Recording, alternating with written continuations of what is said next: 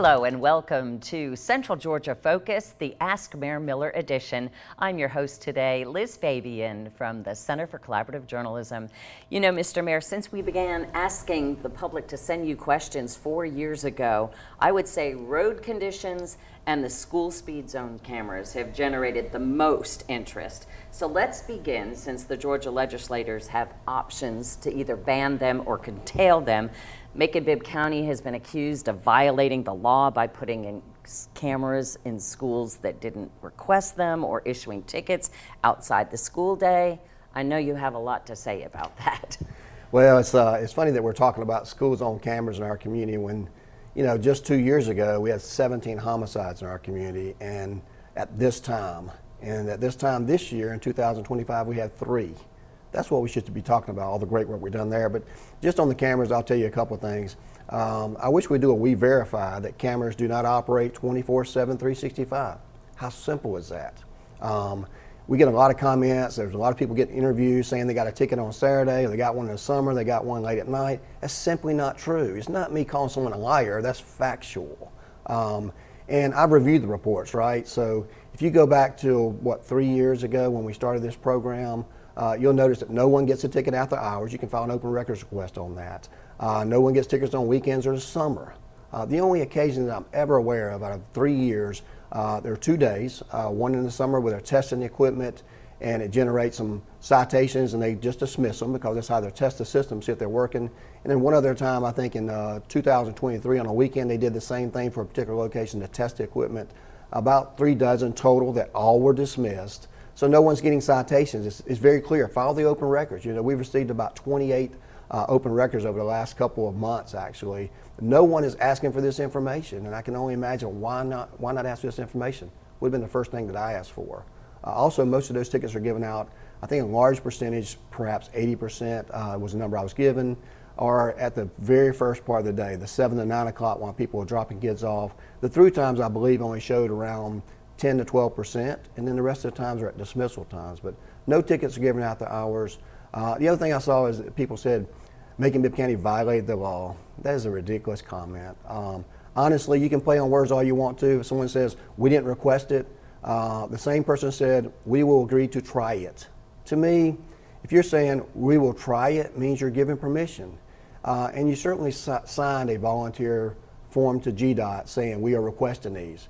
So you can play on semantics all you want to. I'm not here to contest people that work in our community, but I want people to know that we would never place a camera in a location forcibly. That's just simply not true. And they had to volunteer by signing the application. Whether we gave them the facts about it and they said they would try it, you know, you can play on the words all you want to, but certainly, to me, that's a request, and you don't really tell people we want these options out of the money either if you didn't request it, if you were forced on it. So I'm not here to basically go back and forth with everybody, but that just needs to clear those facts up. Ask for the reports. Ask to see the citations all the summer, but I can guarantee you if you do a We Verify, you can verify they do not operate 24/7, 365, and get that myth just out of the picture. Let's just explain once again, because I think the public does have some misconceptions about how they operate. Now, the flashing lights are just to lower the speed limit or call attention to the reduced speed during the drop-off and the pickup times, correct? So basically, the school day is defined as 1 hour before school begins until 1 hour after school ends. Therefore, you have a long period. You can get a ticket any time between those times. The lights tell you that you need to go to the reduced speed that's posted. When the lights are not on, you go to the regular speed that's posted. You can still get a ticket if you exceed that by more than 10 miles per hour. I will tell you that it became a challenge. You know, the private schools that you talked about, a couple that asked to be removed, it's more complicated. Their school calendar doesn't line up with Bibb County school calendar. They have a lot of half days. Their spring break is differently. And you got K through 12 on one campus, which means people are going in and out all day long, so you don't know what time the school ends. And you know, initially you had the flashing lights there that were temporary, not the permanent lights. So I understand the confusion that they had there, and that's why as soon as they asked for the cameras to be removed, we promptly removed those cameras that they had signed the forms with the state to request.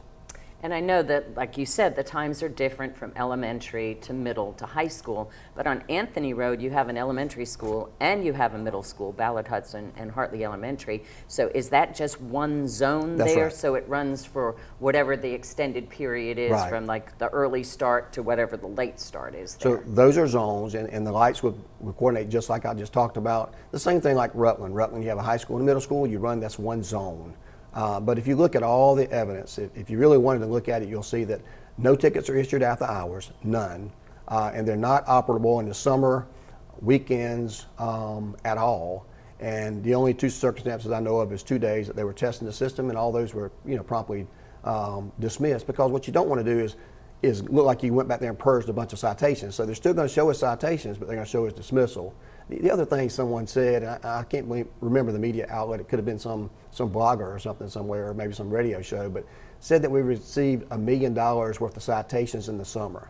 That is entirely misleading, because we do not issue citations in the summer. There was no $1 million worth of citations issued in the summer. We do collect money 12 months a year because people pay their bills at different times. You may go to court in the summer, so revenue comes in.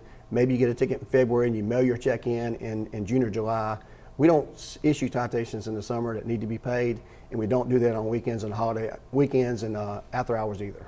What do you think about Sheriff David Davis suspending the citations for right now while all this kind of shakes out? Well, he's always had that right? He's the constitutional officer, the chief law enforcement officer we have in Macon-Bibb County, just like the schools have that right. Just like the state created the law. Someone said, Mayor Miller is lying about the state. No, the state created the law. When I'm talking to someone in context about the rules, the state created that law. Bibb County opted in, right? We opted in a public vote unanimously by all the commissioners. I didn't vote for that, but certainly I was in favor of that. So we opt into that. But at the same time, the sheriff has a right to put a pause on it, and he did. And I support him in that pause because there's a lot of misinformation. I question it a little bit because we only have like a week left in the legislature. They're going to make a decision or not make a decision probably tomorrow or sometime this week on whether to keep them as is, whether to restrict them to certain times, or whether to ban them altogether. Now, earlier this month, Atlanta News First reported that speed detection companies, 4 of them, contributed more than $860,000 to Georgia lawmakers in recent years. And 13 WMAZ just reported that our state senator John Kennedy and Representatives Tangi Herring and Dale Washburn received campaign contributions. And according to their documents, the vice chair of Altamont contributed $1,000 to your campaign. So do you have any comment on that? Not really. I think I collected about $1 million over 8 years running for mayor. It's not unusual to have events that people have to pay money to come to those events, so it doesn't surprise me at all. But that's just a small amount out of $1 million. But certainly, just like I heard John Kennedy, the senator, say on yesterday, is that that doesn't sway our votes, right? We do the same thing. Maybe sometimes contractors give to campaigns, and of course we have projects out there, but multiple people give money and they all can't get the project. So it's not a quid pro quo type of situation, but that's just a small amount, and it certainly happens in every single case. Otherwise, there would be no campaign contributions from all the way from Lieutenant Governor, right? I said the Lieutenant Governor got $150,000 is what I saw in the AJC. It's just a part of raising money in your campaigns, and a lot of times people, they pay to come to events, and their name's listed on there. So. And how do you think things are going to shake down at the state capitol when it comes to this school speed zone camera law? You never know. If you want to say what the rumors I'm hearing in Atlanta are from people that are in the business, I think that they want to tweak the cameras. That's the general feeling, that they want to, they advertised this thing in the state in 2018. I watched some of the hearings. They sold this as public safety to the local community, and then as soon as we, started activating these cameras, and all of a sudden they're a bad thing. And I think everybody's surprised about the number of people who are speeding. Not necessarily the money that you take in, but there are more people speeding than we realize. Also, what you'll see, and if you do an open records request on a month by month since the installation of our cameras, you're going to see the number of citations continue to decrease over a period of time. We started out that first 30 days, 43,000 I think is the number warnings that were issued. Then after people got that warning and realized they could get a ticket, then you'll see the number slowly reduce over the period of the years. And that's what Redrick Williams asks. Why don't you issue a warning the first time? I know the warnings went out when the cameras first went up, but in the timing of issuing the citations, sometimes you would get a second citation before you even got the first warning. Well, because most people that, well, I disagree with that now. I think they get out quicker than that now. They did in the very beginning. There were some delays in the very beginning on the process, and that's why we did the amnesty. You remember we wiped out every ticket after one in the very beginning. So the law basically says for 30 days you do a warning period. Most people are going to travel by that school within the first 30 days. They'll get that warning. There's been so much, communications on this issue. We do a new one every time we add a camera. As a matter of fact, people talk about the amount of money that we received has increased. That's because of the cameras. We started out with 3 locations in the very beginning, and now we're at 15 locations. And the original plan with the school system was to make sure that all the schools have them. Now, I understand from the Pedestrian Safety Review Board, Nigel Floyd said before the cameras went in place, the vendor actually did a study on speeds to see where the most speeding tickets were being issued, and that's how y'all selected where they would go first. And now they would like to do another study. So we're going to get some data soon to show whether, speeds have dropped or whatever. But you've heard anecdotal evidence that they are making an effect. I have. I heard from speaking to people, from looking at some of the numbers. We can see the number of warnings, like I mentioned earlier, have decreased substantially. Also, we're required to do studies. If there's not a need at the school, then it doesn't get permitted. So each one of those went through the process of getting a study done that we're required to. And I think what you'll see is that over a period of time, the number of citations are slowly decreasing. And that's what you want. You want people to slow down, because in the very beginning, a lot of people were speeding through those zones. It was a huge problem. And it's always dangerous to speed through any zone, but particularly through school zones. And you don't have to have walking children there too. That's the misperception, is it's not just for people walking. Those kids, each and every day, if you got a school of 700, they have to get to and from school some kind of way, whether it's a bus or whether it's a parent or whether it's carpool or walking. They have to get through school. So don't just assume that the roads you travel, you don't see any kids. It's not a safety issue. Now, also, we were talking about legislative issues. Have you heard anything about the proposed third term for the mayor? Is that dead this session, and can it come back next year? Oh, I don't control that. As you remember, the OLIS took about 4 sessions to pass. I don't live my life waiting on the third term. I live it to keep doing the job the people elected me to do, and if it happens, it happens. If it doesn't, it doesn't. I mean, I'm going to be just fine. Okay. Well, 5.5% of Bibb County voters who cast ballots overwhelmingly approved the SPLOST. We asked folks how they think that $450 million that's going to be raised over the next decade should be spent. And Jeff Foster says, how about fixing roads like you promised? He says he travels Goodall Mill, Sardis Church, and Hartley Bridge roads, and they're getting worse, and that when he crosses over to Crawford County, the roads are actually better. Now, you and I have talked about road work very many times on this program. So can you explain what you are doing and why that is a priority in this SPLOST? Well, first of all, we know that roads is something that all the citizens want. Of course, the only way to pay for those roads is through a SPLOST. Otherwise, you have to increase the taxes on folks. And that's why the SPLOST, I believe, passed with an overwhelming percentage, the largest in our history. 83% of the people that showed up voted for that. Goodall Mill Road, you'd be happy to know, is one of the first roads that's already been approved. Will be paved, and certainly we'll have our scan back in another 30, 60 days. Actually, I think it's back, but we'll have the results so we can start the process. We don't collect any SPLOST money until about October, but we're going ahead and getting all the roads we're going to pave on the first phase in line. So I do agree on that. If you go into Crawford County on 80, it's going to be the same road, because that's a state highway. But there's a lot of roads that need to be paved. There's no doubt about that. But I've said it before, property tax dollars have not been used in the past to do roads. The state money they give us from the gas tax only pays about 3 to 5, miles of roads out of 1,200 per year. We put the other end through the SPLOST, which they only allocated about $700,000. That's not enough money to make a dent in this. Other priorities by previous administrations are their priorities, but I've heard from the people, that's why we've been focused on these roads, and that's why people are going to start seeing roads paved. And we've talked about the local maintenance and improvement grant. Is that what's coming from the gas tax you're talking about? Right. So how does that work? So it's called an LMIG for most times. People use the little acronym. So how does that process work? So that process works by everyone paying their fair share when they go to get gas, get fuel, gasoline. It goes to the state of Georgia. The state of Georgia decides based on their formulas how each municipality gets the money. So it's given to us in a certain period. It also requires a match also. So the local government has to match that by a certain percentage. and then those roads have to go through the process of getting approved by GDOT to make sure you can approve and pave those roads with that money. But it's really been a great thing for getting the state money, but it's really a nominal amount when you talk about the number of roads. I've said we're going to try to pave 25 years of roads in four years. I think we can do it. I know we can do it with the money if we have the workforce there to do it, and I think there's plenty of roads that could use paving.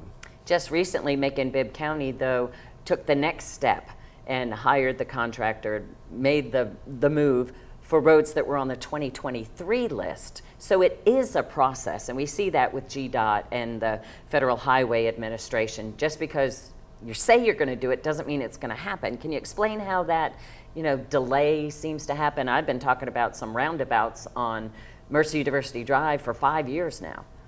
Yeah, we don't control all those. There's 3 roundabouts coming on Bass Road. There's a couple more coming on Mercer University and Eisenhower Parkway. We don't determine the time, place, and manner of those things, so it's really difficult for us.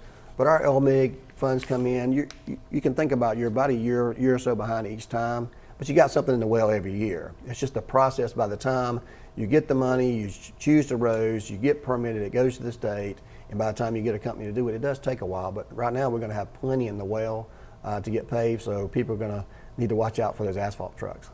And I know you have other SPLOST projects on the horizon. Anything that you can talk about right now? Well, we listed those buckets that we put on the SPLOST. The ballot language, I know, had many things on there. We're going to be listening to the folks in our community, and of course the commissioner is going to play a vital role in that. We're going to do something probably to address parts of the jail, of course, whether that means breaking ground on a new one to start in the future, phased-in approach.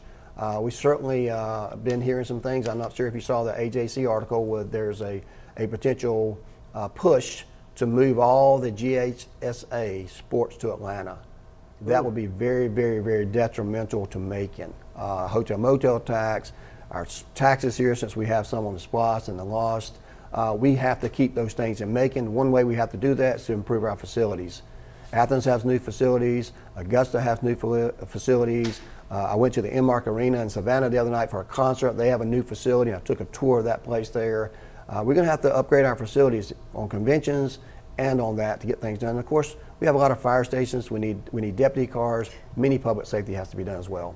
Well, you brought up GHSA, and I know during the Georgia Public Broadcasting broadcast, they were talking about, oh, this is our last time in Macon. They said, oh, hold off. They're going to build a new arena. So that might have been news to some folks. But one last question on that. I know SPLOST projects, the money, like you said, you're not even going to get any until October, and then it takes 10 years to get the $450 million.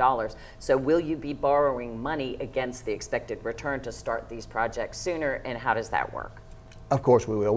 We put in the SPLOST that allows the capability of borrowing up to $100 million of the bond that we pay back out of the SPLOST. So we don't want to do that until we have projects ready to go because you don't want to have to start paying interest any earlier than you want to. So I expect we'll be borrowing some money on that, and we'll probably be doing a resolution in the next 30 to 60 days. You mentioned visiting Savannah's facility. What can you tell us about what you saw at their arena? Well, it's in a lot better shape than our Coliseum is. What I saw is people enjoying a great time, easy ingress and egress, a parking deck attached to the arena. It's really nice. They can book some good events there, can host some good sporting events there, and certainly they were able to fill the place up with a concert there. It would complement the things we have going on at the auditorium. It would complement the things we have going on at the amphitheater. But more importantly, it would keep us in the mix for all these conventions that we have, even though we're looking at a convention center and all the sporting events that we need to keep, because that's really our bread and butter here in Macon. And the amphitheater season's kicking off. We got that big Guinness Book of World Records attempt for the kazoo ensemble. How do you feel about that? Do you think we're going to break that record? And what do you see on the horizon for this season at the amphitheater? Well, I hope we break the record. We need to get people out to do that. I know the other day at the Coliseum, they had packed kids there for a hockey game. We bring that same crowd, we're going to get the record. But it's going to be a fun event. I think we got comedians, some music coming there as well. And because of Guinness Book, reasons, we have to document everybody that comes there. That's why there's a $5 ticket charge there. So I think we can break the record. This upcoming season looks to be a good one. We haven't announced all the acts yet, so there's still some more out there. But so far, the ones we have announced are selling tickets really, really well. So I think we're going to exceed the first year, and we're continue to build on each year after year. Of course, the mall. Any new tenants on the horizon? Certainly, we have some new tenants that we are negotiating with for some of the space there. Lots of interest on a couple of the big boxes, which is very unique. You know, the Pennies and the Macy's, there's been some good inquiries there for some retail, at least one of the floors in each one of those. And we're going to start a program there to get some more restaurants inside there, and we're still looking at doing an RFP perhaps for a hotel on site. So lots to come in 2025 and certainly 2026 at the mall. I noticed with Planning and Zoning's budget, they had to add about $80,000 more for rent now at the mall. Is that a similar increase for the other county entities that are out there, and are you adding to their budget to make up for the difference in their rent? Well, it's not just the rent going up, it's just that they moved from different locations and they had new amenities, and they want to have the good Wi-Fi and all the other things there. So it's an upgrade. They also had an acceleration in their previous rent at the other place that would increase at the period of time. So it's really just keeping up with that and making sure that we get fair market value for those spaces. So it's just normal. You know, we pay it all the time. It goes up on us as well. We're both in pink because we're in the middle of the Cherry Blossom Festival. What is your favorite event? Well, I usually like going over and seeing the bed race, the wiener race, and the splash. You know, it's all good to me, and I think that going out there last Saturday morning and seeing the crowds. I mean, we had over 100-something cars there. Some of those I'd love to have. Oh, right. And people enjoying having a great time, some good food. And of course, I've been down to the park itself at Carolyn Creighton Park on a couple occasions already. It's been packed. People are enjoying the good time there. So I think there's still more to come, and I'm excited about the next week. I noticed the courthouse is lit up in pink. Do you know who was responsible for doing that? And will City Hall follow suit? Well, we looked at City Hall. It's just changing the lights and things of that nature, and we thought that would be a centerpiece. That's a lot of what we do is in that area there.